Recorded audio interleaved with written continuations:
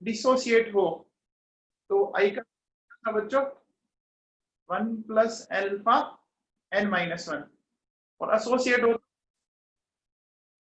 तो क्या हो जाता था, याद है आपको? एसोसिएशन के केस में एक छोटा सा चेंज आया था, याद कीजिए। हाँ, 1 प्लस एल्फा n माइनस 1 की जगह 1 अपॉन n माइनस 1 हो रहा था, है ना बच्चों? इतना छोटा सा चेंज था। तो अब कुछ क्वेश्चंस देख लेते हैं अपन इस पे फटाफट। क्या है देखिए, देखो पहला क्वेश्चन देखो बच्चों, 5.85 ग्राम NaCl is dissolved in 1 kg water, then calculate boiling point of aqueous solution। एक बात बताओ बच्चों, NaCl इलेक्ट्रोलाइट है या नॉन इलेक्ट्रोलाइट है? कौन बताएगा? NaCl इलेक्ट्रोलाइट है या नॉन इलेक्ट्रोलाइट है? इलेक्ट्रोलाइट है। NaCl आयोनाइज होता है। अगर वो आयोनाइज होता है बच्चों तो हमारे लिए आई की इंपॉर्टेंस बढ़ गई। आई हमारे लिए इंपॉर्टेंट हो गया, बोलो हमें आई का बच्चों। तो देखिए सुनिए, मैंने लिख रखा है NaCl इलेक्ट्रोलाइट है, अल्फा गिवन नहीं है। मैंने आपसे एक बात बोला था बच्चों, अगर अल्फा गिवन नहीं हो तो क्या माना जाएगा? क्या माना जाएगा? 100%। 100% मतलब 1 मानेंगे, 100% मतलब 1 हो गया। और जब अल्फा 100% हो तो आई की वैल्यू किसकी इक्वल हो जाती है? आई की वैल्यू किसकी इक्वल हो जाती है? एन की इक्वल हो जाती है। बच्चों मैंने ये लिखा है, आई इक्वल्स टू, मैंने लिखा है एन, है ना? ये लिखा है 2। अब देखिए बच्चों सुनो क्या, तो हम क्या बोलेंगे, delta T B equals to I into K B into molarity, ये करेंगे अपन। अच्छा आई की वैल्यू देखिए 2 आ रही है, ये 2 क्यों आई? देखो बच्चों, NaCl को आयनाइज करने पर कितना आयन मिले बताओ? 2 आयन मिले आपको, ये भी आपको पता ही है। अब मोलिटी निकालनी है, तो मोलिटी कैसे निकालेंगे? Mole of solute divided by mass of solvent in KG. तो देखो बच्चों क्या किया हुआ है, NaCl का मास गिवन है और NaCl का मोलिकुलर वेट ये होता है given weight upon molecular weight, moles हो गए। वाटर दिया हुआ 1 kg, तो डिवाइड बाय 1 kg, बस सिंपली सोल्व कर लिया, तो डेल्टा टीबी मेरे पास ही आ गया। आपको बॉइलिंग पॉइंट ऑफ सॉल्यूशन पूछा है, तो बॉइलिंग पॉइंट पर हमेशा क्या होता है बच्चों? बॉइलिंग पॉइंट पर हमेशा क्या होता है? एलिवेशन या डिप्रेशन? बताइए, बॉइलिंग पॉइंट पर हमेशा क्या होता है? एलिवेशन या डिप्रेशन? एलिवेशन। क्या करना पड़ेगा एलिवेशन के केस में? इसको क्या करना पड़ेगा बच्चों, बोलो? एडिशन करना पड़ेगा। देख लीजिए मैंने क्या किया, 100 डिग्री सेल्सियस प्लस 0.104 मेरे पास ही आ गया। समझ में आ गया सबको? सबको क्लियर है ये? बोलो बच्चों, देख लीजिए बहुत सिंपल सा क्वेश्चन है ये। आ गया क्या सबको समझ में?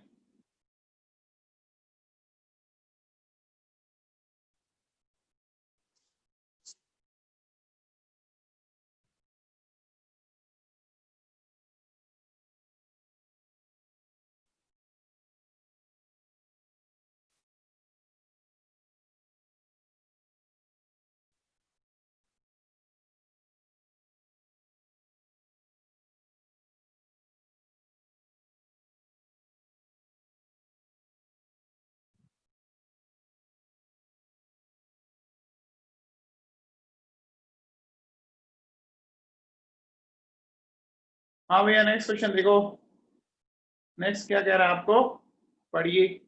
इधर लिखा हमारी साइड, ये कह रहा है कि HCl के सॉल्यूशन की pH 11 है, आपको ऑस्मोटिक प्रेशर फाइंड आउट करना है।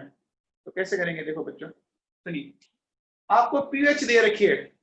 अच्छा HCl एक एसिड है, ये सब जानते हैं आप। तो एसिड है तो हमारे लिए इंपॉर्टेंट क्या हो जाता है, pH या pOH? बताओ, एसिड के केस में इंपॉर्टेंट क्या हो जाता है? pH हो जाता है। ये आपने फॉर्मूला पढ़ा है बच्चों, pH plus pH equals to 14, पढ़ा ना हम लोगों ने? 25 डिग्री सेल्सियस ये फॉर्मूला आता है। तो बच्चों देखो pH 11 गिवन है, तो मैं pH कैलकुलेट करके 3 निकाल सकता हूँ, सिंपल सी बात है। अब बताओ जब pH 3 आ गई तो H प्लस आयन कॉन्सेंट्रेशन में कोई दिक्कत नहीं, 10 की पावर -3। बोलो समझ में आया बच्चों? ये तो पढ़ा ही है ना आपने 11th में आयनिक इक्विलिब्रियम के अंदर, है ना। अब मुझे एक बात बताओ, आपको pH से H प्लस आयन की कॉन्सेंट्रेशन आपको मिल गया, है ना। तो जब H प्लस आयन मिल गया तो आप HCl की कॉन्सेंट्रेशन बता सकते हैं। देखो बच्चों HCl ऐसे जाता है H प्लस Cl माइनस। आप बताओ अगर इसकी कॉन्सेंट्रेशन 1 m है, इसकी भी 1 m होगी क्या? बताओ। स्टोइकियोमेट्री यही कह रही है ना, स्टोइकियोमेट्री यही कह रही है बच्चों। बोलो समझ में आ गया? तो अगर ये 10 की पावर -3 है तो ये भी 10 की पावर -3 होगा। क्लियर है? तो देखिए बच्चों अब बताओ HCl कैसा एसिड है? HCl कैसा एसिड है? वीक या स्ट्रॉन्ग? स्ट्रॉन्ग है। अच्छा बच्चों स्ट्रॉन्ग जब कोई एसिड होता है तो उसका अल्फा कितना होता है? अल्फा 100% यानी 1। अच्छा जब अल्फा 100% है तो आई किसके इक्वल आएगा? आई एन के इक्वल आएगा। अच्छा बताओ HCl का एन बताओ, HCl का एन बताओ, 2 दिया है, ठीक है। अब एक देखो बच्चों एक सिंपल सा आपको सजेशन है, आप याद है डाल दो ICRT, है ना। अगर नॉन इलेक्ट्रोलाइट होगा तो आई की वैल्यू 1 आ जाएगी, है ना, क्योंकि मोस्ट ऑफ बच्चे क्या करते हैं आई को छोड़ देते हैं। आप आदत बना लो आई लिखना ही है साथ में, नहीं नॉन इलेक्ट्रोलाइट होगा तो 1 हो जाएगा, तो कोई फर्क नहीं पड़ेगा ना बच्चों। अब देखो आई की जगह मैंने लिखा 2, ठीक है। ये कॉन्सेंट्रेशन 10 की पावर -3 और ये RT आ गया। बस सिंपल सा क्वेश्चन है ये, आ गया समझ में? ये क्वेश्चन में कुछ दम नहीं था, है ना। अब देखो नेक्स्ट क्वेश्चन पढ़ो आप। 1m सॉल्यूशन ऑफ X वो 80% डाइमराइज हो रहा है। देखो डाइमराइज का मतलब 2 मॉलिक्यूल मिलकर एक सिंगल मॉलिक्यूल बना देंगे। 1m जो सॉल्यूशन Y है वो 90% ट्राइमराइज हो रहा है। इसका मतलब 3 मॉलिक्यूल मिलकर एक सिंगल मॉलिक्यूल बन। देखो जैसे सुनो ये 2 मार्कर है बच्चों, ये डाइमराइज हो गए, है ना। अब देखो मैंने ये 3 कर दिए, ये ट्राइमराइज हो गया। आप बताओ डाइमराइज और ट्राइमराइज ये कौन सा केस है, डिसोसिएशन या एसोसिएशन? बताइए। एसोसिएशन। एसोसिएशन के केस में फॉर्मूला ये बनता है क्या, n की जगह 1/n। क्या मैंने सही लिखा है बच्चों? क्या मैंने सही लिखा है? बाकी तो वही रहता है ना। ठीक है अब देखिए, अब देखो मैंने 2x x2 3y y3 समझ में आ गया। तो n की वैल्यू 2 n की वैल्यू 3 यही से निकलती है बच्चों। अब देखो 1 प्लस अल्फा 80%, तो 80/100 यानी 0.8 आ गया। 1/n तो 1/2 -1 हो गया बच्चों। सोल्व करने पे ये आ जाएगा, चेक कर लेना। ये देखिए n की वैल्यू 3 होगी, तो देखो मैंने 1/n यहाँ पे 3 कर दिया, और मैंने ये 0.9 क्यों लिया? क्योंकि देखो मुझे क्या बोल रहा है 90% बोला है ना, तो 90% का मतलब 90/100 हो गया, मेरे पास ये आ गया। अच्छा मैंने एक आपको एक बात बोली थी बच्चों, आई जितना ज्यादा होता है उसका मतलब पार्टिकल बढ़ गए या घट गए? बताओ। If there is increment in I, then number of particle will also increase. Very good. सही है ना बच्चों? हाँ वेरी गुड। तो अब मुझे बताओ एक बात बताओ, अच्छा पार्टिकल जब राइज करते हैं तो कौन कौन सी चीजें, कौन कौन सी कोलिगेटिव प्रॉपर्टी राइज करती है? कौन कौन सी कोलिगेटिव प्रॉपर्टी राइज करती है? बताओ। Boiling point and osmotic pressure. Very good, ठीक है। अच्छा बताओ फ्रीजिंग पॉइंट और वेपर प्रेशर पे क्या फर्क पड़ता है? Freezing point and vapour pressure पे क्या फर्क पड़ता है? पार्टिकल बढ़ने पर डिक्रीज हो जाते हैं। Very good. तो अब मुझे क्या बताओ, देखो इसका मैं कह सकता हूं कि इसका आई ज्यादा है बच्चों, इसका आई ज्यादा है ना, अगर आई ज्यादा है तो इसका बीपी ज्यादा होगा, होगा है ना, इसका ओपी भी ज्यादा होगा, होगा। बोलो क्या ये बात सही है? एक्स के लिए मैंने सही बोला है क्या बच्चों?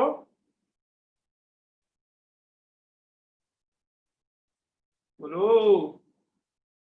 ठीक है, तो मैं ऐसा कह सकता हूं कि एक्स के सॉल्यूशन का बॉइलिंग पॉइंट ज्यादा है, तो बताओ फ्रीजिंग पॉइंट किसका ज्यादा है? फ्रीजिंग पॉइंट किसका ज्यादा है, एक्स का या वाई का? वेरी गुड, बहुत बढ़िया, इसका मतलब सब बच्चों ने पढ़ाई की है, बहुत बढ़िया। चलिए अब देखो बच्चों, मैं एक है ना नीट का क्वेश्चन आया हुआ है, वो मैं ये लिखता हूं, आप देख रहा, आपको सिंपल है ना, मतलब कुछ भी करने की जरूरत नहीं है, ओरल क्वेश्चन है ये, एक मैं क्वेश्चन लिख रहा हूं, आप थोड़ा सा देखें इसको, है ना बच्चों।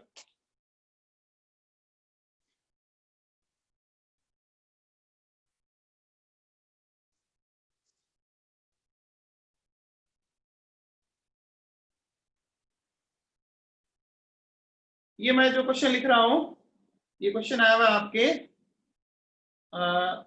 2015 में,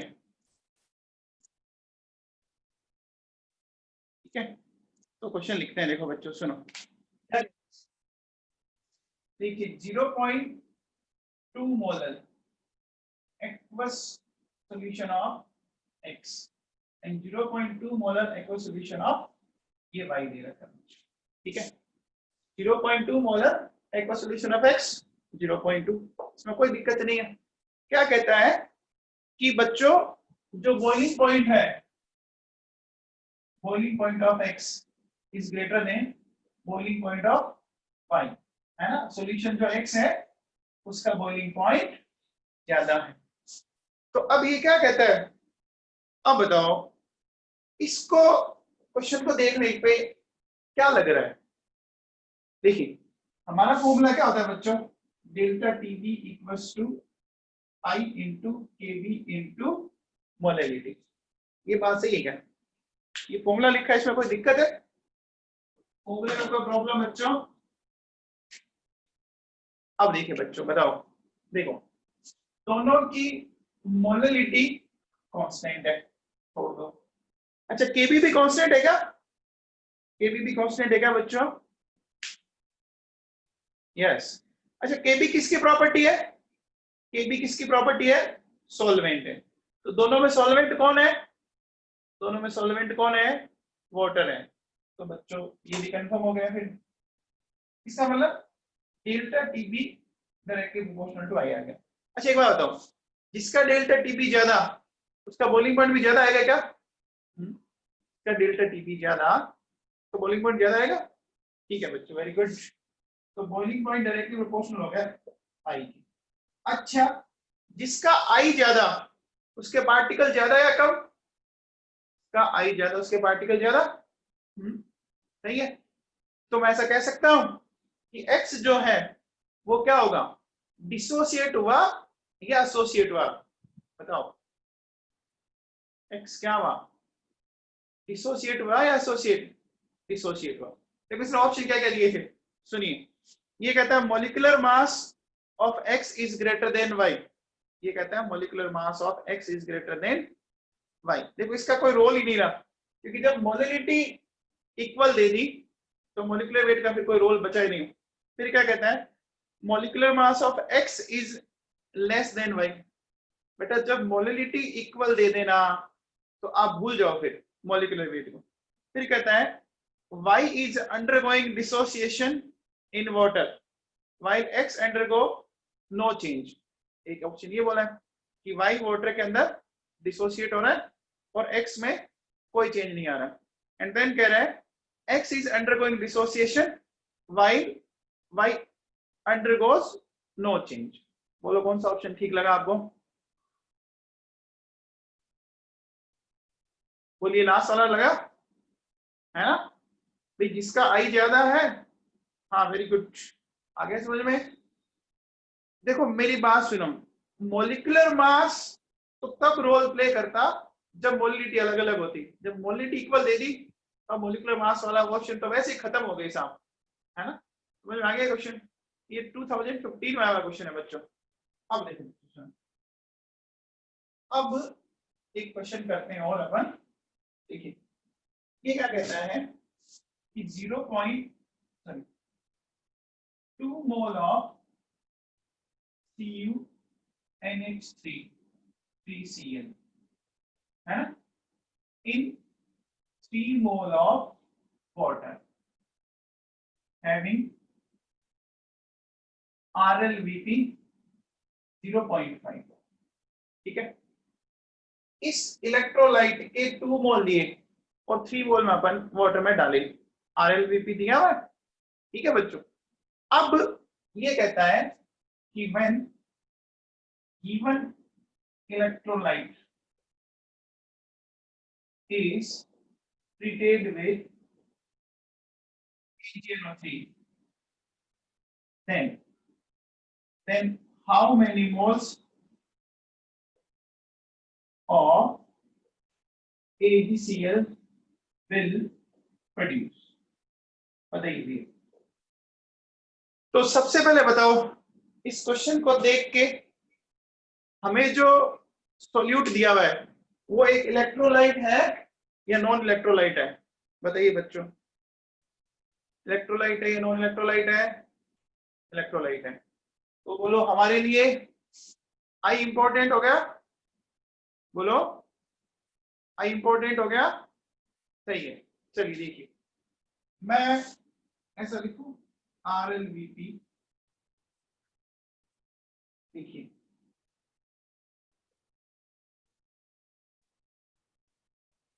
अब एक बात बताओ, यहां मैं आई को किससे मल्टीप्लाई करूंगा, Na से करूंगा या Nb से करूंगा, बताइए। Na से करूंगा ना, Na से करेंगे अपन। Very good Archita.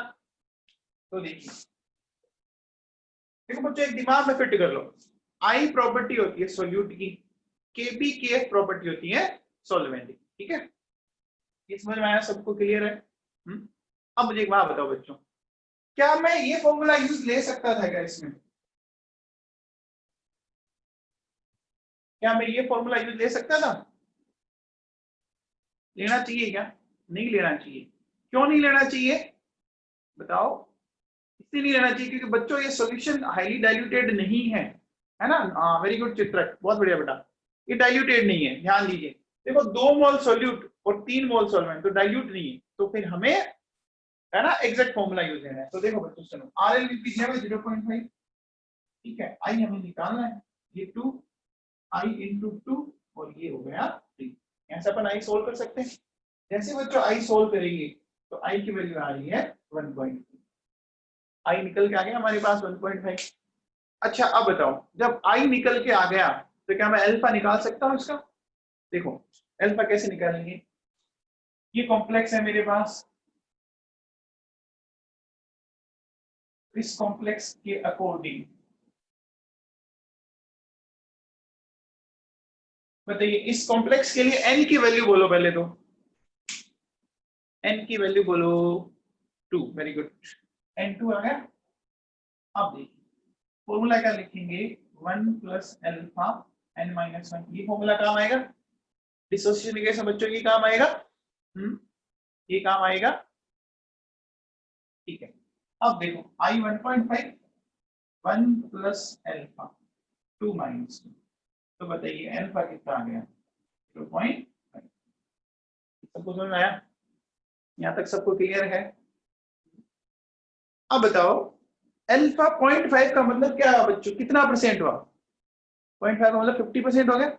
इसका मतलब ये 50% हो गया। तो मुझे एक बात बताओ कि कितने मोल आपको क्लोराइड आयन मिलेंगे, बताइए कितने मोल क्लोराइड आयन मिलेंगे? 1 ही मिलेगा ना बच्चों। लिए आपने कितने, इसके 2 मोल लिए ना, 2 मोल लिए बच्चों, 2 मोल, लेकिन आयोनाइज कितना हो रहा है? 50% ही हो रहा है। ध्यान दीजिए 50% का मतलब 2 का 50% कितना होता है? 1 होता है ना। तो आप बताइए कि अपन ऐसा कह सकते हैं, ये जो हमारा कॉम्प्लेक्स था इस तरह से जा रहा है,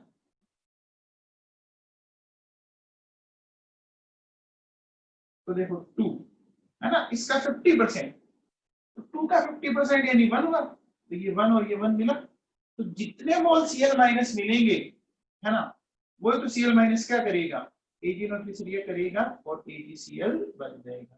तो आपको क्या 1 मोल ऑफ AgCl। क्या ये क्लियर है सबको बच्चों? क्या ये क्लियर है सबको? देख लीजिए क्योंकि ये क्वेश्चन इंपॉर्टेंट है, ये एग्जाम में आने लायक क्वेश्चन है, चाहे आप जेई दे रहे हो चाहे नीट दे रहे हो, ये क्वेश्चन इंपॉर्टेंट है। चेक कर लीजिए एक बार आप इसको वापस।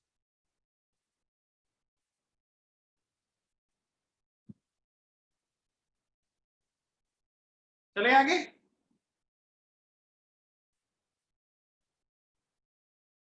बोलो बच्चों। ठीक है, चलिए बात को आगे बढ़ाते हैं। अब मैं एक छोटा सा क्वेश्चन लिखता हूं, एक बार आप ट्राई करेंगे खुद, है ना, देखते हैं कि आपको समझ में आता है क्या।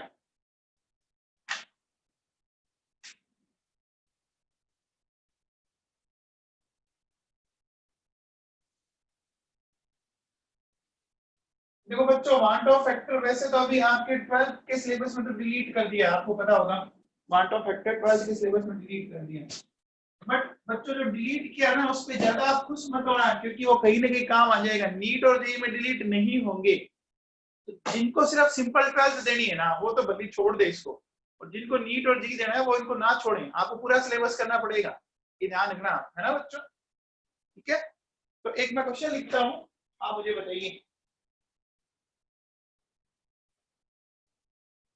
देखिए क्वेश्चन ये है कि 0.1 m pH एक वीक बेस है, ठीक है, 0.1 m pH एक वीक बेस है, ठीक है, pH ऑफ दिस बेस वो 12 दे रखी है, तो आपको कहता है कि osmotic pressure in terms of R and T, बताओ बताओ कैसे निकालोगे?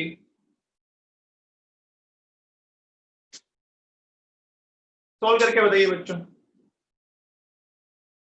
सारे ट्राई करो, एक रफ कॉपी पास में रखा करो आप लोग, है ना, आपको जैसा समझ में आ रहा है वैसा कीजिए आप।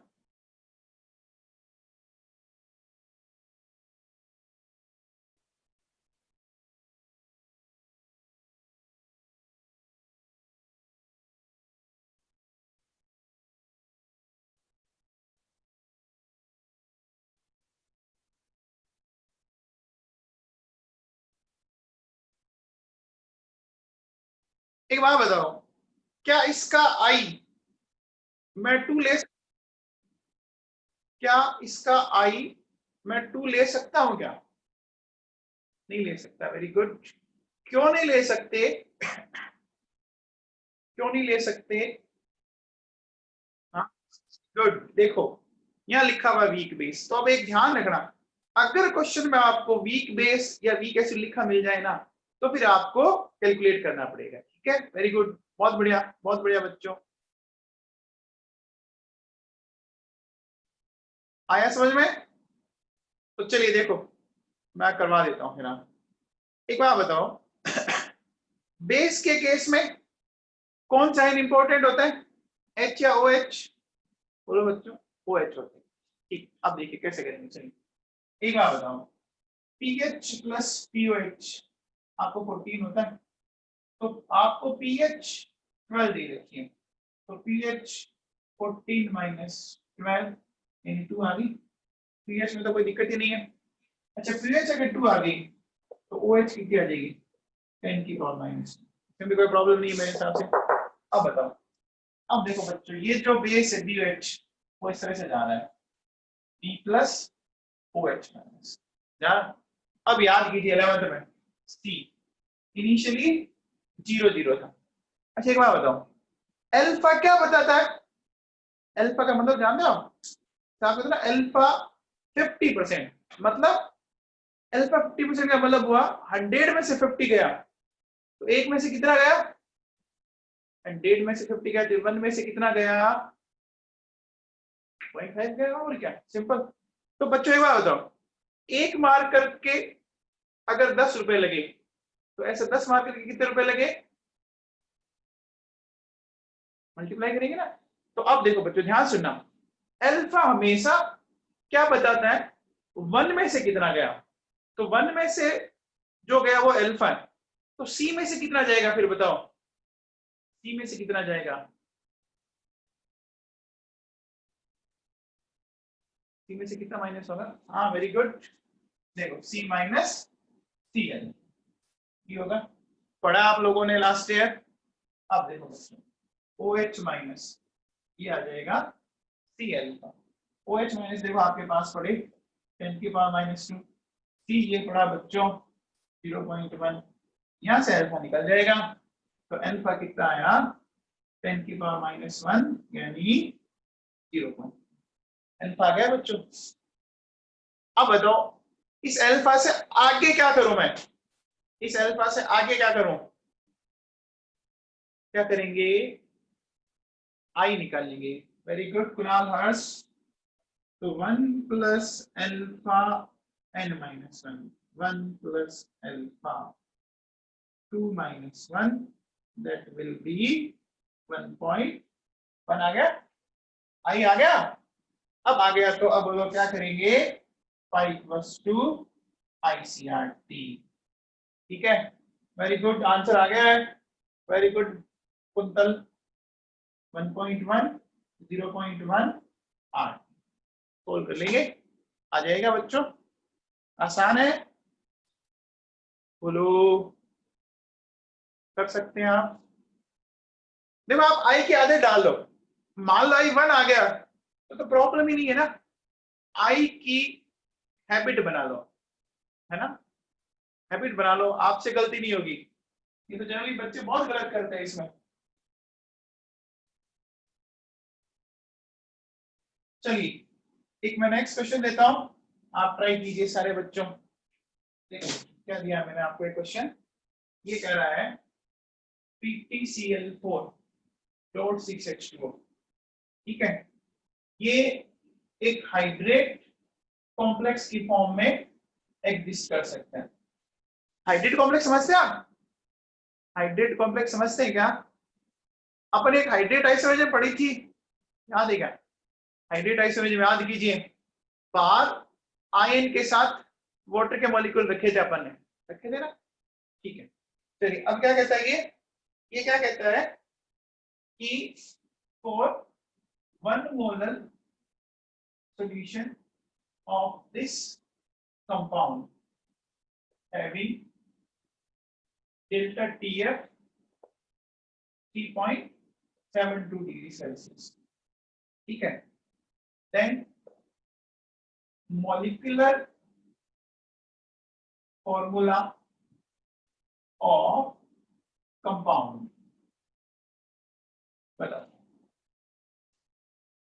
बताइए आप, मॉलिक्यूलर फॉर्मूला बताओ बच्चों।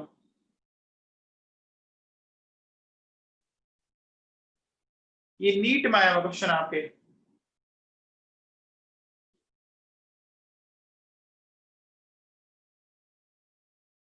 आपको KF में से तो पता ही होगा 1.86 है ना, बताइए बच्चों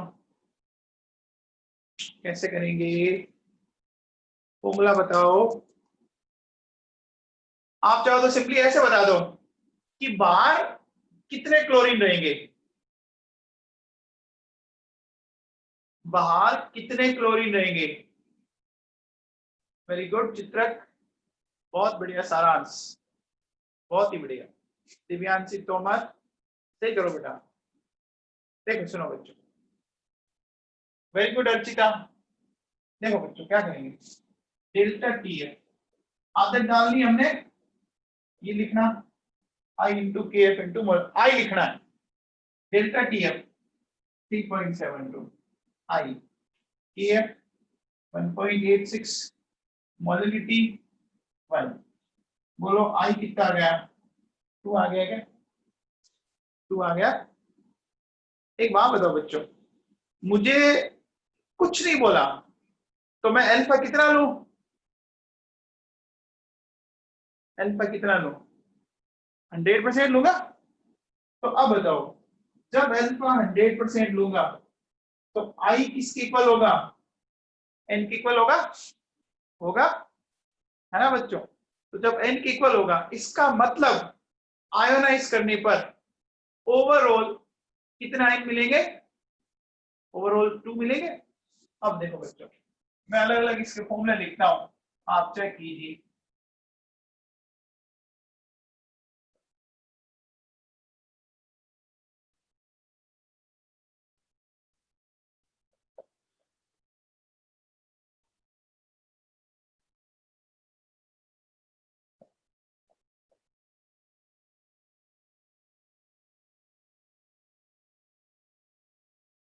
बताओ कौन सा सही होगा बच्चों? हाँ देखो, कई बच्चों ने क्वेश्चन तो सही किया है, लेकिन वो क्या कर रहे हैं, वो है ना, थोड़ा ध्यान दें बच्चों, टोटल 2 आयन मिलने चाहिए। अब कई बच्चे है ना क्लोराइड आयन 2 देख रहे हैं, बेटा ऐसे मत देखो, आपको टोटल आयन काउंट करने हैं। तो टोटल देखो, अगर आप इसको आयनाइज करोगे ना, इसमें तो टोटल बच्चों आपको कितने आयन मिल जाएंगे, ध्यान दीजिए। इसमें तो टोटल 5 आयन मिल गए, देखो 1 और 4, 5 मिल गए ना, मिल गए ना, बोलो। इसमें टोटल 5 आयन मिले।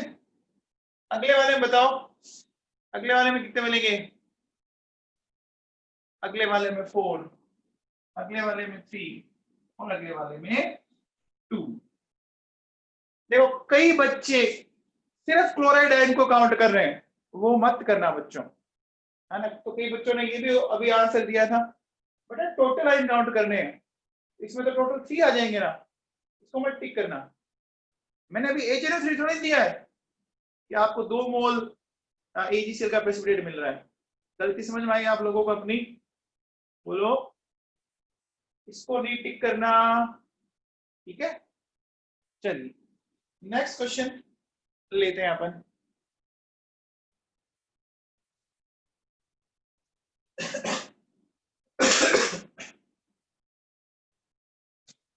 चलिए नेक्स्ट बताओ मुझे, ये क्या कहता है कि freezing point of 0.01 molar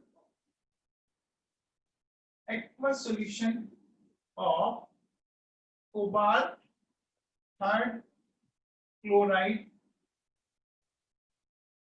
ammonia complex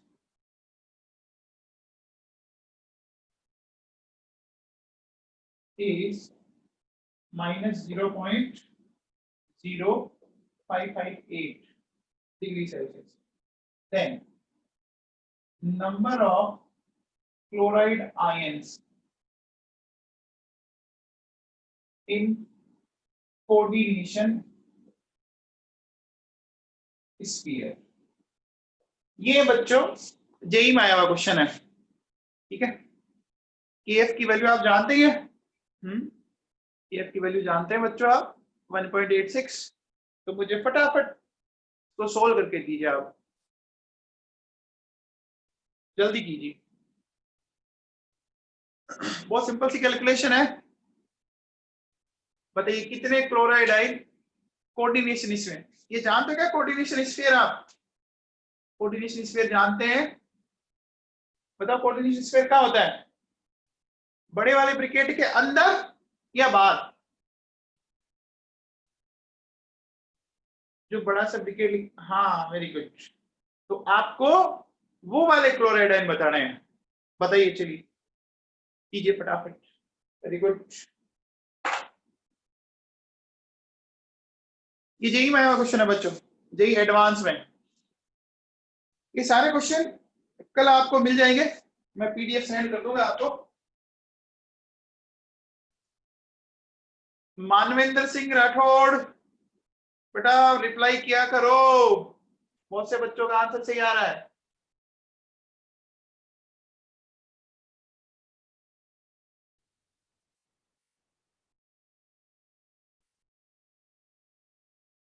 Manvendra बेटा जैसे आए वैसे बोला कर, गलत करते करते ही सही करना सीख जाएंगे अपन। स्टोर ऐसे मत कर यार, चित्रक सिंगल। रिप्लाई सारे क्या करो बच्चों, गलत होगा कोई दिक्कत नहीं, उसमें घबराने की क्या बात है, गलत हो जाए तो क्या दिक्कत है। चलो देखो सुनो करते हैं। सबसे पहले बताओ, ये आपको फ्रीजिंग पॉइंट दे रखा है सॉल्यूशन का, दे रखा है ना, फ्रीजिंग पॉइंट सॉल्यूशन का अगर दे रखा है तो सबसे पहले बताओ डेल्टा टीएफ निकालें। तो डेल्टा टीएफ क्या होगा बताओ, बस माइनस हटा दो और कुछ नहीं करना होता है, सिंपल सी बात है ना, क्योंकि जीरो में से माइनस करेंगे अपन इसको। डेल्टा टीएफ क्या होता है, freezing point of solvent minus freezing point of solution, ये होता है। तो देखो 0 माइनस 0.0558, तो कितना आ गया, ये आ गया हमारे पास। बोलो ठीक है। अब बताइए, हमारा फॉर्मूला है delta T F equals to I into K F into molarity, 0.0558 I निकालेंगे, गिवन है हमें 0.01। आई कितना आ रहा है बच्चों, आई कितना आ रहा है, 3 आ रहा है, वेरी गुड। अब बताओ, अगर हमें कुछ भी नहीं दिया इसने तो आई और एन क्या करें, आई और एन क्या करें, इक्वल मान लें। हाँ वेरी गुड, इक्वल मानेंगे। इसका मतलब आयोनाइज होने पर कितने आयन मिलेंगे, आयोनाइज होने पर कितने आयन मिलेंगे, 3 मिलेंगे। अब देखो बच्चों, तो मैं कुछ लिखता हूं एग्जांपल, आप बताइए कौन सा होगा। देखो ये मैंने लिखा, फिर मैंने ये लिखा, और फिर मैंने ये लिखा, आप बताइए कौन सा होगा, सेकंड होगा ना। अब बताओ सेकंड के कोऑर्डिनेशन स्फीयर में कितने क्लोराइड आयन है। हाँ आंसर आपका ये पूछा आपसे, देखो number of chloride ion coordination sphere. Clear है सबको, क्लियर है सबको। अब देखो क्वेश्चन को क्या चेंज कर सकते हो, वो कहेगा बताओ आयोनाइजेशन स्फीयर में बताओ, है ना, कर सकते हैं ना, बताओ कितना आ जाएगा, ये दिख रहे हैं और आ गया सबको समझ में, ठीक है। देखो अब देखिए आप, ये कोऑर्डिनेशन केमिस्ट्री को देखो इसने सॉल्यूशन से लिंक कर दिया बच्चों, है ना, कोऑर्डिनेशन केमिस्ट्री को सॉल्यूशन से लिंक कर दिया। तो ऐसे क्वेश्चन बनते हैं एग्जाम में, ये ध्यान रखना आप लोग, है ना। चलिए नेक्स्ट बात करें बच्चों, देखो नेक्स्ट क्या कहता है, नेक्स्ट क्वेश्चन लिखता हूं, आप चेक कीजिए। ये कहता है कि 12.2 ग्राम बेंजोइक एसिड, इसका मॉलिक्यूलर वेट इसने दिया आपको 122, ठीक है, इन 100 gram of benzene having delta TF 2.6 degree Celsius, है ना। ये कहता है कि ये 5.2 दे रखा आपको, ठीक है, और 100% इसका एसोसिएशन हो रहा है, ठीक है बच्चों। तो आपको क्या बताना है कि number of molecules in associated form, यानी आपको एक तरह से एन बताना है, एन बताना है। आपको याद है क्या, बेंजोइक एसिड और एसिटिक एसिड के मॉलिक्यूल में बच्चों एसोसिएशन किस कारण होता है, एसोसिएशन किस कारण होता है, पढ़ा आप लोगों ने 11th में, वेरी गुड, हाइड्रोजन बॉन्डिंग के कारण, ऐसा पढ़ा था देखो आप लोगों ने। ये बड़ा था, ध्यान दीजिए।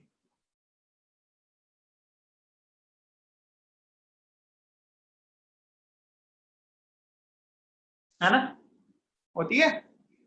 अब बताओ इस CH3 की जगह अगर मैं C6H5 लगा दूं तो बेंजोइक एसिड बन जाएगा। अब देखो कई बार क्या होता है, अगर एग्जाम में टाइम ना मिले तो स्टैंडर्ड है, आपको 2 ही आएगा इसमें, कोशिश करके देख लो आप। तो अपन चलो इसको करते हैं कैलकुलेट, है ना। सबसे पहले मैंने आपसे क्या बोला, क्या आदत डालनी है आपको, क्या आदत डालनी है, आई की यूज लेने की। हाँ वेरी गुड बच्चों, देखो तो डेल्टा TF आई इंटू KF इंटू मोलैलिटी, ठीक है। देखो डेल्टा TF इवन है, आई हमें निकालना पड़ेगा, KF इवन है, मोलैलिटी देखो ये सॉल्यूट गिवन है आपको 12.2 डिवाइडेड बाई 122 और 100 ग्राम ऑफ बेंजीन तो 0.1, 100 ग्राम को 0.1 kg बोल सकते हैं। बताओ बच्चों आई क्या आया, आई क्या आया, 0.5 आ गया बच्चों। आई अगर 0.5 आया, अच्छा इस आई की वैल्यू से कुछ समझ में आ रहा है कि डिसोसिएट हुआ या एसोसिएट हुआ, आई डिसोसिएट हुआ या एसोसिएट होना बता रहा है, बताओ एसोसिएट हुआ ना। हाँ देखो भाई अगर आई एक से ज्यादा आता तो डिसोसिएट करते हैं और एक से कम आता है ना तो एसोसिएट करेंगे।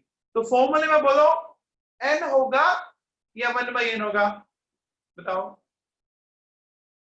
हाँ बस इतनी सी चीज समझनी थी आपको।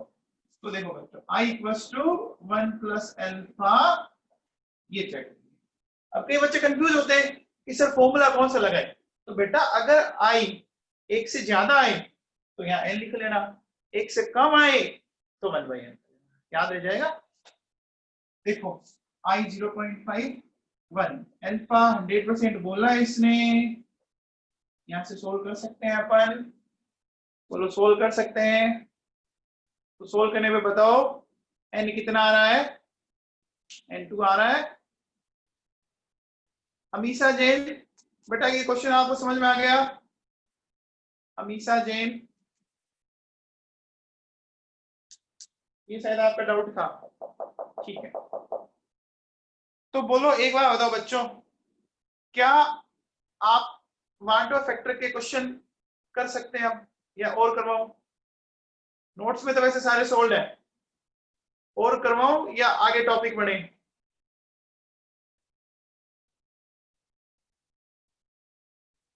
कर लोगे।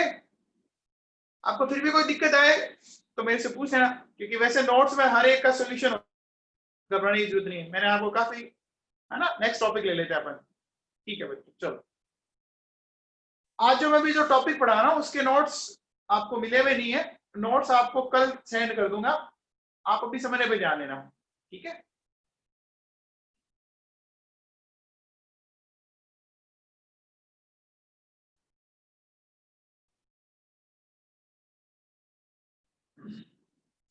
चलिए अब देखो बच्चों सुनो, अब अलग टॉपिक है थोड़ा सा, सॉल्युबिलिटी ऑफ सॉलिड्स, ठीक है। तो चित्रक सिंगल, बेटा सॉल्युबिलिटी की डेफिनेशन बताएंगे आप।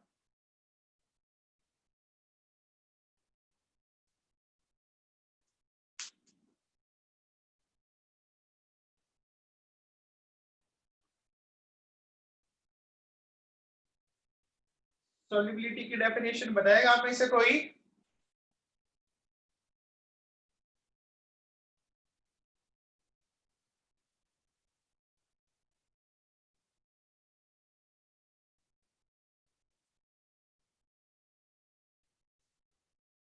देखो बच्चों सुनो, सॉल्युबिलिटी की डेफिनेशन सुनो, देखो दो तीन चीजें, जब भी आप, वेरी गुड मानवेंद्र, बहुत बढ़िया बेटा, हाँ ऐसे रेस्पॉन्ड क्या कर, सुनो जब भी सॉल्युबिलिटी डिफाइन करनी हो, वेरी गुड बहुत बढ़िया, आपको एक चीज दिमाग में रखनी है, हमेशा टेम्परेचर कांस्टेंट बोलना है आपको, है ना।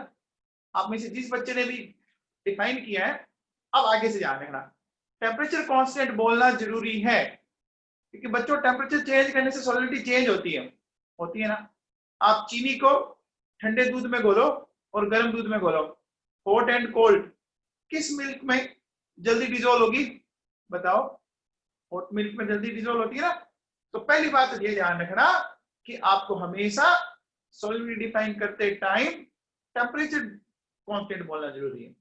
12th की डेफिनेशन में आपको टेम्परेचर कांस्टेंट लिखना पड़ेगा, नहीं लिखा मार्क्स नहीं मिलेंगे बच्चों, ठीक है। तो देखो मेरी डेफिनेशन सुनिए, मैं कह रहा हूं दो डेफिनेशन आती है वैसे तो, जो पहली बोल रहा हूं सुनिए। At constant temperature grams of solute which can form a saturated solution when it is dissolved in 100 gram of solvent। सुनो वापस, कांस्टेंट टेम्परेचर पर किसी भी सॉल्यूट की ग्राम्स में वो अमाउंट जो 100 ग्राम सॉल्वेंट में डिसॉल्व करने पर एक सैचुरेटेड सॉल्यूशन बन जाए। सैचुरेटेड समझते हैं बच्चों? सैचुरेटेड का मतलब क्या होता है कि उस टेम्परेचर पर आप एक्स्ट्रा अमाउंट डिसॉल्व नहीं कर सकते। समझ में आ गया? जैसे बच्चों हम कहीं पार्टी में जाते हैं, हमारी भूख मान लीजिए 4 रोटी की है, हमने 4 रोटी खा ली, अब रोटी तो नहीं खाएंगे, उस टाइम रोटी तो नहीं खाएंगे ये, हाँ कोई आइसक्रीम हमें ऑफर कर दे या कुछ और ऑफर कर दे वो अलग बात है ना। तो ये डेफिनेशन समझ में आई? आप ही सुन लो, कांस्टेंट टेम्परेचर पर, very good Arushi, constant temperature पर सोल्यूट की ग्राम्स में वो अमाउंट जो 100 ग्राम सॉल्वेंट में डिसॉल्व होकर एक सैचुरेटेड सॉल्यूशन बना दे। एक तो ये डेफिनेशन होती है, एक और होती है बच्चों, वो जो मोलिडिटी की डेफिनेशन है ना, वो ही सॉल्युबिलिटी है, ठीक है ना। क्या कि at constant temperature gram moles of solute which can form 1 litre saturated solution, ठीक है। तो अभी हमारी पहली वाली डेफिनेशन काम में लेनी है, ठीक है। तो अब देखो बच्चों, मैंने क्या बोला, टेम्परेचर कांस्टेंट रखना है और grams of solute in 100 gram of solvent, और सॉल्यूशन कैसा बना देना है, सैचुरेटेड सॉल्यूशन, बस। अब देखो बच्चों सुनो, कौन कौन से फैक्टर्स इसको अफेक्ट करते हैं, फैक्टर्स अफेक्टिंग सॉल्युबिलिटी, ठीक है। सबसे पहले चेक करते हैं, देखो नेचर ऑफ सॉल्वेंट। एक बात बताओ, मैंने NaCl लिया, एक तरफ मैंने लिखा वाटर, एक तरफ मैंने लिखा बेंजीन, ठीक है। एक तरफ मैंने लिया आयोडीन, एक तरफ मैंने लिखा वाटर, एक तरफ मैंने लिखा बेंजीन। आप बताओ NaCl किसमें ज्यादा सोल्यूबल होगा? वाटर में होगा ना, होगा बच्चों, वेरी गुड। अच्छा बताओ आयोडीन किसमें होगा? आयोडीन किसमें होगा? वेरी गुड कुणाल, हर्ष, बेंजीन में होगा। देखो बच्चों सुनो सुनो, देखो NaCl पोलर है एंड H2O भी पोलर है, ठीक है। I2 एंड बेंजीन ये दोनों ही नॉन पोलर है। एक लाइन सुनी थी आपने, अभी एक बच्ची ने बोला था, हाँ वेरी गुड चित्रक, आरुषि ने भी बोला था, लाइक डिसॉल्व्स लाइक, बस यही करना है। तो बेटा NaCl अगर पोलर है तो ये वाटर में डिसॉल्व ज्यादा होगा, तो ये NaCl किसमें होगा? वाटर में ज्यादा डिसॉल्व है ना, डिसॉल्व ज्यादा होगा, बेंजीन में ना के बराबर है, और आयोडीन बेंजीन में होगा, वाटर में ना के बराबर। समझ में आ गया? तो नेचर ऑफ सॉल्वेंट में कोई दिक्कत नहीं, क्लियर है? ये तो वैसे पढ़ा हमने लास्ट 11th के अंदर। अब देखो बच्चों सुनो, अब नेक्स्ट फैक्टर लेता हूं मैं, सॉलिडिटी की सॉल्युबिलिटी का समझने की कोशिश करते हैं अपन। देखिए नेक्स्ट लेता हूं टेम्परेचर। ये समझना, यहां से क्वेश्चन बनाते हैं बच्चों एग्जामिनर, ध्यान से सुनो। देख ये सॉलिड है, ये वाटर है, मैंने इसको डिसॉल्व किया और ये एक सॉल्यूशन बना दिया। मैंने हीट इस साइड लिखी, ठीक है। एक मैंने ये लिया, सॉलिड है, वाटर लिया मैंने, ठीक है, और ये मैंने सॉल्यूशन बना लिया, और हीट मैंने इस साइड। चलिए पहले ये बताओ, पहले वाला प्रोसेस कैसा है, एंडोथर्मिक या एक्सोथर्मिक? पहले वाला एंडो है ना, सबको समझ में आ रहा है, देखो हीट ले रहा है। एंड सेकंड वाला एक्सो है, सेकंड वाला एक्सो है, कितना सबको क्लियर है? ओके बच्चों, अब देखो क्या करेंगे, एक बात बताओ बच्चों, ऐसा जब भी हमारे पास आता है तो एक भाई साहब का रूल हमें काम में लेना होता है, याद है क्या?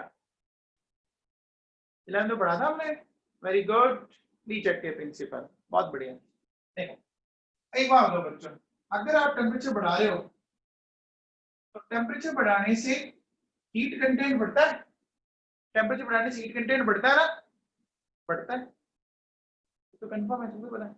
अच्छा, हीट कंटेंट अगर बढ़ता है, बढ़ने का मतलब प्लस होना होता है ना, बढ़ने का मतलब क्या होता है, प्लस होना होता है। तो मुझे एक बात बताओ, ये हीट बढ़ रही है, इंक्रीज हो रही है, तो इस हीट को किस साइड लेके जाऊं ये डिक्रीज होने लग जाए? मैथ्स के अकॉर्डिंग अगर उधर जाएगी तो माइनस हो जाएगी ना बच्चों, बोलो, इधर जाएंगे, फॉरवर्ड जाएंगे, तो देखो हीट बढ़ी, तो क्या होगा, इस हीट को कम करना है, तो आगे चले जाइए आप, तो बोलो क्या होगी, फॉरवर्ड रिएक्शन होगी, फॉरवर्ड रिएक्शन होगी तो सॉल्युबिलिटी बढ़ जाएगी। समझ में आएगा? बोलो क्लियर है ये? अब बताओ, अगर मैं यही की यही चीज नीचे करता तो मानवेंद्र सिंह राठौड़, आप बताइए बच्चे, ये किधर जाएगा, बैकवर्ड या फॉरवर्ड? वेरी गुड साहिल, वेरी गुड साहिल, नैना, हाँ वेरी गुड मानवेंद्र, बहुत बढ़िया बेटा। हाँ ऐसे ही। देखो बच्चों सुनो, आपने टेम्परेचर बढ़ाया, हीट बढ़ गई, बढ़ी हुई चीज को माइनस करना है, देखो इधर हीट के आगे प्लस लग रहा है, तो इसको इधर ले आओ तो माइनस हो जाएगा, तो अगर इधर आ गया तो सॉल्युबिलिटी क्या हुई बच्चों, इंक्रीज या डिक्रीज? डिक्रीज हुई ना, सॉल्यूशन तो बना ही नहीं, दोनों अलग अलग हो गए ना। आगे बात समझ में, टेम्परेचर अगर बढ़ाया मैंने, ठीक है, और अगर सॉल्युबिलिटी आपकी क्या हो रही है, इंक्रीज हो रही है, तो एंडोथर्मिक प्रोसेस है, और अगर वो डिक्रीज हो रही है तो वो एक्सोथर्मिक प्रोसेस है, सही है ना?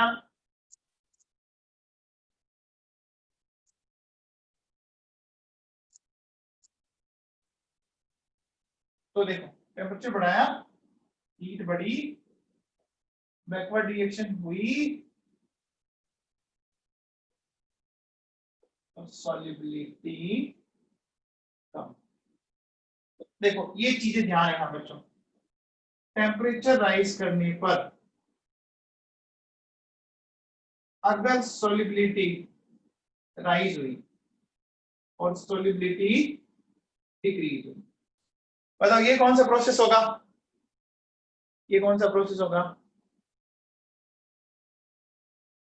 वेरी गुड नैना मैदान, एंडो होगा, ये एंडो होगा तो ये एक्सो हो जाएगा। अब देखो बच्चों सुनो, इस पर क्वेश्चन कैसे देता है आपको, ध्यान दीजिए, बड़ा सिंपल सा क्वेश्चन है, आपको बहुत अच्छे समझ में आएगा। देखिए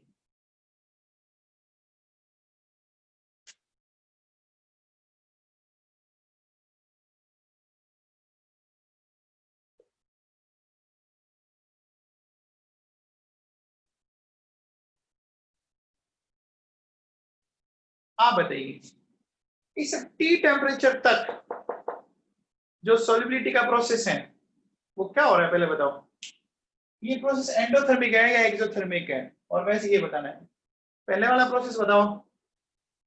वेरी गुड, बहुत बढ़िया। देखो बच्चों, टेम्परेचर राइज हो रहा है और सॉल्युबिलिटी भी राइज हो रही है, टेम्परेचर राइज हो रहा है, सॉल्युबिलिटी राइज हो रही है, तो यहां से यहां तक तो एंडो हो गया। अच्छा अब बताओ, अब एक्सो हो गया, वेरी गुड। और इधर आसान तो है।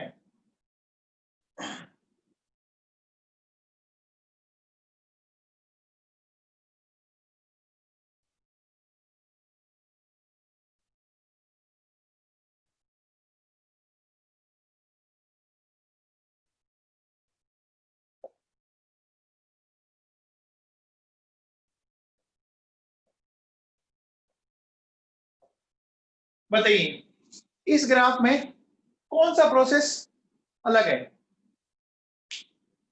Fourth one. फोर्थ वन क्या है?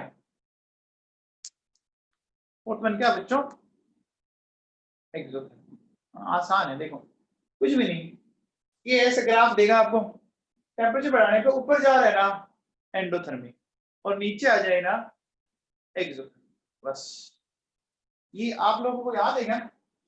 आप लोगों ने बच्चों ऐसे पढ़ा था, देखो CaCl2.6H2O टेम्परेचर T1 पर जैसे ये इस तरह से गया, फिर टेम्परेचर T2 पर ये ऐसे गया, और फिर ये ऐसे गया। ऐसे ये प्रोसेस तो याद नहीं रखना आपको, तो ग्राफ से सीधा क्वेश्चन पूछेगा। क्लियर है सबको? आसान है मेरे हिसाब से। चलें आगे। तो सॉलिबिलिटी ऑफ सॉलिड्स में ग्राफ से क्वेश्चन आता है बच्चों, ठीक है?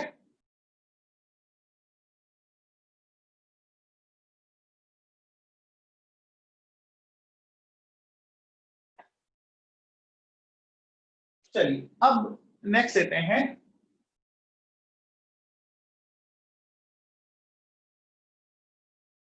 अब हमें गैसेस की सॉलिबिलिटी एक्सप्लेन करनी है, ठीक है? सॉलिड की होगी, अब गैसेस स्टेट के लेते हैं। तो सुनो बच्चों सुनो, सबसे पहले जो सॉलिबिलिटी है of gases in water due to absorption. Water बोल दो या कोई भी सॉल्वेंट बोल दो, मैंने वाटर बोल दिया, कोई भी सॉल्वेंट हो सकता हूं। तो किसी भी गैस की किसी भी लिक्विड के अंदर सॉलिबिलिटी एब्जॉर्प्शन के कारण होगी, ठीक है? एब्जॉर्प्शन समझ से पढ़ा है आप लोगों ने? एड्सॉर्प्शन और एब्जॉर्प्शन ये कैसा फिनोमिनन है? सरफेशियल फिनोमिनन या बल्क फिनोमिनन?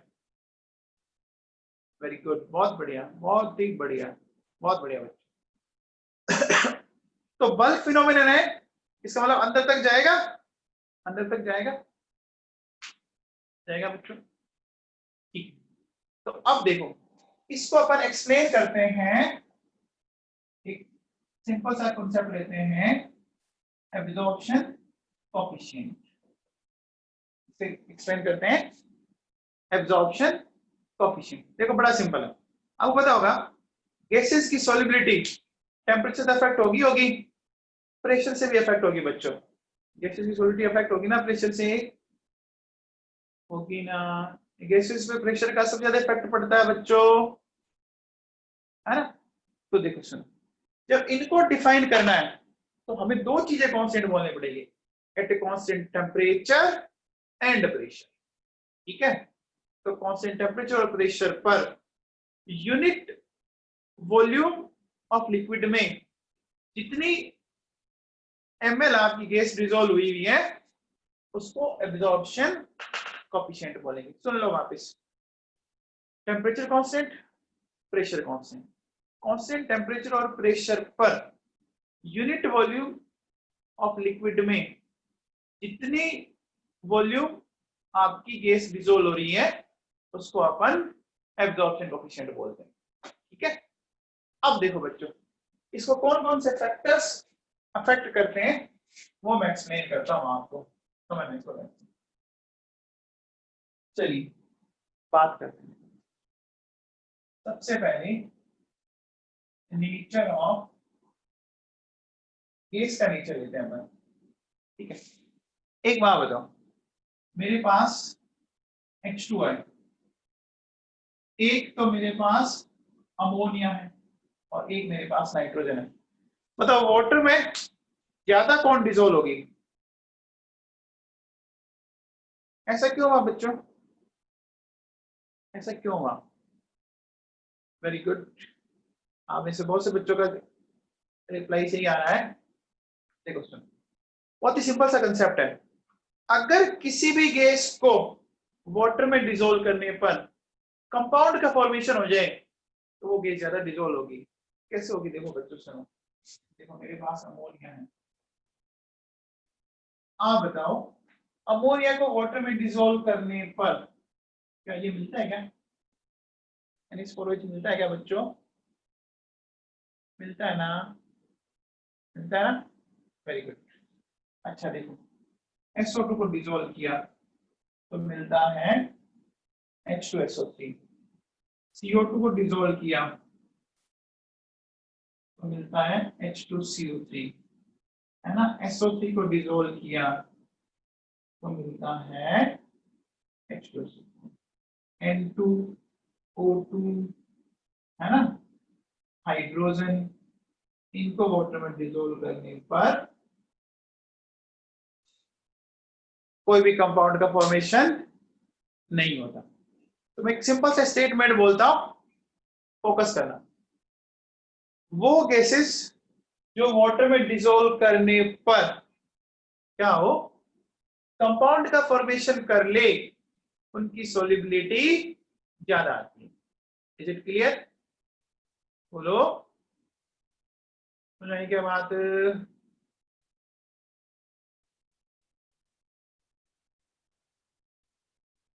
कोई भी गैस वाटर में डिसोल्व करने पर अगर कंपाउंड का फॉर्मेशन कर ले तो उसकी सोलिबिलिटी ज्यादा है।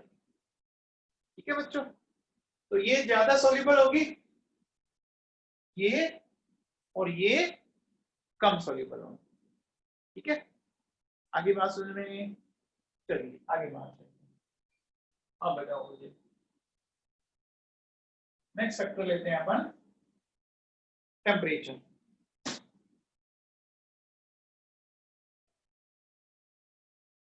अच्छा, टेम्परेचर का बताओ।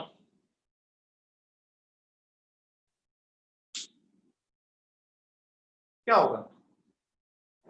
ये बड़ा सिंपल सा प्रैक्टिकल है। आपने कभी पानी गर्म किया होगा, है ना?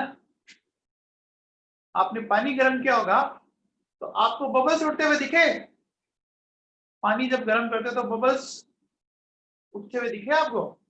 आप कभी देखना, जैसे अभी क्लास के बाद ही आप क्या करना, एक कंटेनर में पानी लेना, उसको आप अपने किसी भी जिस पर गर्म करते हो रखना, है ना?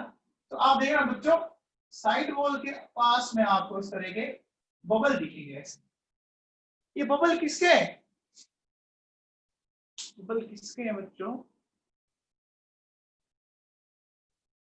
जो गैस इसमें डिसोल्व हुई है उसके बबल है बच्चों।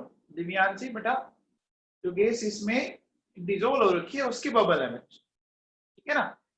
तो जैसे ही हम उसको हीट करते हैं, है ना, तो होता क्या है कि गैस के मॉलिक्यूल को एनर्जी मिली, हीट करने पर गैस के मॉलिक्यूल को एनर्जी मिली, तो एनर्जी जैसे ही मिली वो मॉलिक्यूल वहां से एस्केप करने लग जाएंगे, भागने लग जाएंगे, लगेंगे ना? तो सॉलिडिटी डिक्रीज हुई या इंक्रीज हुई? बताओ। डिक्रीज हुई। डिक्रीज हुई ना? आपने देखा होगा, जैसे डॉक्टर्स बोलते हैं कि गर्म पानी पिया करो। गर्म पानी के पीछे रीजन ये होता है कि उसके अंदर जो आपके गैसियस मॉलिक्यूल है वो सारे निकल जाएंगे, तो आपके स्टमक में किसी प्रकार की इंडाइजेशन जैसी प्रॉब्लम नहीं होती है ना? तो अब देखो, टेम्परेचर जैसे ही बढ़ाया, अपन कह सकते हैं kinetic energy of gas molecule increase हुई, सॉलिबिलिटी भी डिक्रीज हो गई बच्चों। तो ध्यान रखना, कई बच्चे बढ़ा रहे थे, बढ़ाना मत बच्चों, घटाना है। ठीक है? अब देखिए एक बहुत ही सिंपल सी बात सुनना, आप बताओ एक्वेटिक एनिमल्स ठंडे पानी में रहना पसंद करेंगे या गर्म पानी में? एक्वेटिक एनिमल्स कोल्ड वाटर में रहना पसंद करेंगे। ऐसा इसलिए, ऐसा क्यों? बताओ बच्चों, ऐसा क्यों? हाँ वेरी गुड। जितना टेम्परेचर आप कम रखते हो, ऑक्सीजन ज्यादा होगी, तो उनको ब्रीदिंग में दिक्कत नहीं आएगी। हाँ वेरी गुड। देखो बच्चों सुनो, होता क्या है, 293 केल्विन टेम्परेचर पर 100 ml वाटर के अंदर 3.08 ml ऑक्सीजन डिसॉल्व हुई होती है इस टेम्परेचर पर, ठीक है, इतनी ऑक्सीजन डिसॉल्व हुई रहती है, और ये एनिमल्स के लिए मोर देन सफिशिएंट होती है, मोर देन सफिशिएंट है। लेकिन अगर आप टेम्परेचर इससे ज्यादा बढ़ाते हो तो ऑक्सीजन कम होगी, तो एक्वेटिक एनिमल्स को ब्रीदिंग में दिक्कत आएगी, ब्रीदिंग में दिक्कत आएगी तो फिर वो कंफर्टेबल नहीं होंगे। कई बार आपने देखा होगा कि जैसे किसी रिवर में आपने गर्म पानी डाल दिया, तो वहां जितनी भी मछलियां होती हैं, जितनी भी फिश होती है, वो सारी मर जाती है, पता है ना, कभी सुना होगा आपने, है ना। तो एक्वेटिक एनिमल्स हमेशा और हमेशा कैसे पानी में रहना पसंद करेंगे बच्चों, कोल्ड वाटर। चलिए प्रेशर वाला फैक्टर अपन कर लेते हैं।